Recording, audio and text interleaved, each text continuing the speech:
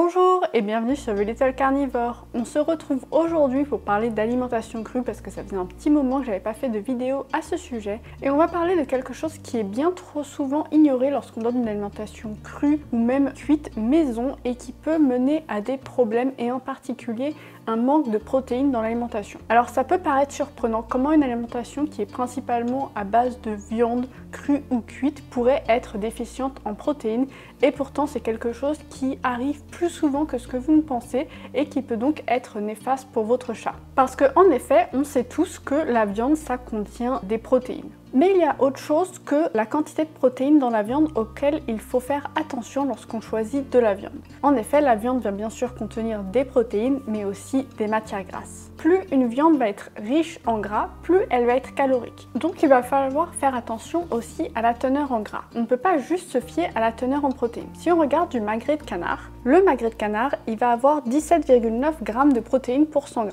C'est plutôt beaucoup. Si on compare ça par exemple avec un jarret de porc qui a 19,9 g de protéines pour 100 g, on va se dire c'est assez similaire. Il y en a un, il a 17,9, l'autre 19,9. Sauf que si on compare ça par rapport à 1000 calories, donc pour une base égale de calories et pas par rapport à 100 g, le magret de canard, il va avoir 52,6 g de protéines pour 1000 calories, tandis que le jarret de porc, il va avoir 103 g de protéines pour 1000 calories, c'est-à-dire presque le double de protéines pour 1000 calories. Et pourquoi on a une telle différence? C'est par rapport à la teneur en gras de la viande. Le magret de canard, il va contenir 29 g de gras pour 100 g, tandis que le jarret de porc, il va contenir que 12 g de gras pour 100 g. Et c'est ça qui va faire la différence entre la quantité de protéines pour 1000 calories. Parce que plus il va y avoir de gras, plus l'ingrédient va être dense en calories. En gros, si on fait un cercle d'où vont venir les calories dans un aliment, dans une alimentation à base de viande, on va avoir très peu de calories qui vont venir des glucides.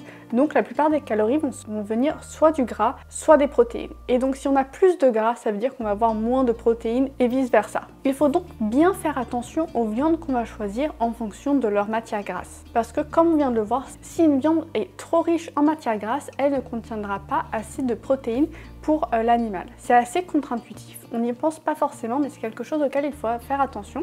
Et c'est pour ça d'ailleurs qu'il y a un maximum qui est défini de matière grasse dans le NRC. Donc le NRC, c'est l'un des standards pour l'alimentation maison du chat. Le livre est là juste derrière moi et je me base sur ça lorsque je formule des recettes. Et dans ce livre, on nous explique bien qu'il y a un maximum nutritionnel qu'il ne faut pas dépasser pour la matière grasse. À titre indicatif, c'est 82,5 g de gras pour 1000 calories, ce qui équivaut à peu près un maximum de 70% des calories qui vont venir à partir des lipides, de la matière grasse. Et ça, c'est déjà quand même un maximum, on ne veut pas trop y approcher parce que là, ça veut dire qu'on n'aurait que 30% des calories qui viendraient des protéines, alors qu'on voudrait plutôt être à 50% des calories qui viennent des protéines. Et ça, ce maximum de 82,5 g de gras, il est approché très facilement.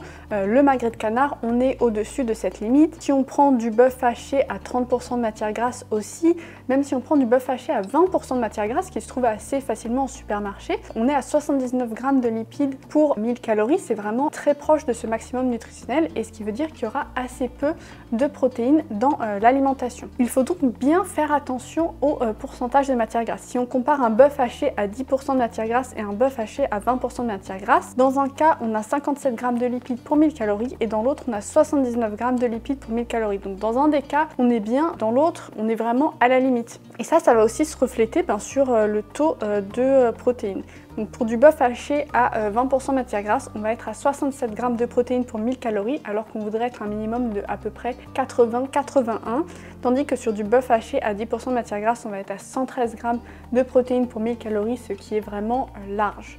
Là, je vous ai parlé de beaucoup de chiffres pour vous donner des ordres de grandeur, mais on peut simplifier ça et diviser les viandes en 3 catégories. On va avoir les viandes qui contiennent plus de 15% de matière grasse, c'est des viandes qui vont être très denses en calories et qui souvent ne vont pas contenir assez de protéines pour le chat. Ils ne vont pas contenir les 80 g de protéines pour 1000 calories. On va avoir les viandes avec les teneurs moyennes, donc autour de 10%, entre disons 5 et 15%, et qui vont souvent contenir aux alentours de 120 g de protéines pour 1000 calories. Et enfin, on va voir les viandes dites maigres. Ça va être les viandes qui vont contenir moins de 5% de matière grasse. Et là, on va être sur les viandes qui vont avoir le plus de protéines, avec en général plus de 150 grammes de protéines pour 1000 calories. On pourrait se dire, bon, on évite les viandes qui sont trop riches en matière grasse à 15% et plus. Et on choisit les viandes à moins de 5% de matière grasse puisque c'est les viandes qui sont les plus riches en protéines.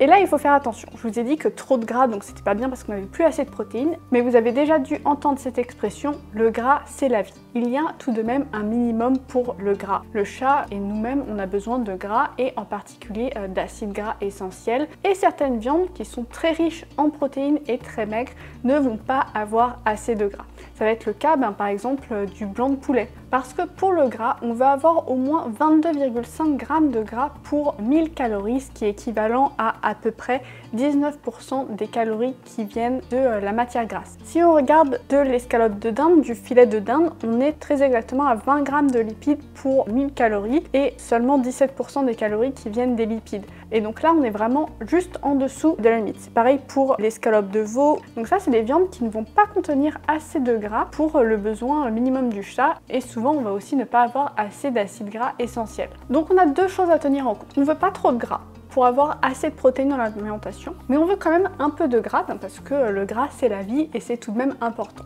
Donc on va avoir deux options. Soit on va rester sur des viandes qui sont à peu près moyennes, ni trop maigres ni trop grasses, donc on va être aux alentours de 5%, 10% de matière grasse. Soit on va alterner entre des viandes qui sont très grasses, aux alentours de 15%, avec des viandes qui sont très pauvres en graisse, c'est-à-dire à 2-3% de matière grasse comme les escalopes de poulet, pour avoir en moyenne une alimentation qui est à 5 à 10% de matière grasse. Pour résumer, on veut vraiment avoir quelque chose qui est équilibré, ni trop gras ni pas assez gras. Et ça, avoir une alimentation qui est trop grasse ou pas assez grasse, c'est quelque chose qui peut arriver assez facilement si on ne fait pas attention. Par exemple, si on fait une ration ménagère où on donne que de l'escalope de poulet et on rajoute pas une source d'huile, là on va avoir une alimentation qui va être déficiente en gras et en acides gras essentiels. Les cas où on va avoir une alimentation qui va être trop riche en protéines, c'est par exemple lorsqu'on veut essayer de baisser les prix qu'on va acheter sur des sites en ligne. Parfois ils vont vendre de la VSM qui peut contenir jusqu'à 20% de matière grasse.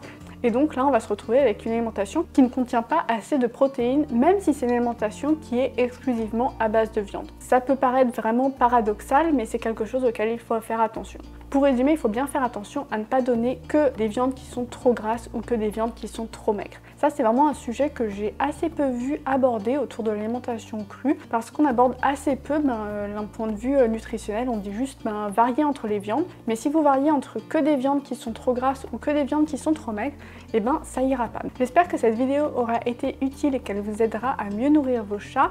N'hésitez pas à partager mes vidéos autour de vous, ça aide beaucoup la chaîne. Si vous avez des questions, laissez-moi un commentaire. Si vous avez aimé cette vidéo, mettez un pouce bleu et on se retrouve très rapidement sur Little Carnivore pour une prochaine vidéo. À bientôt!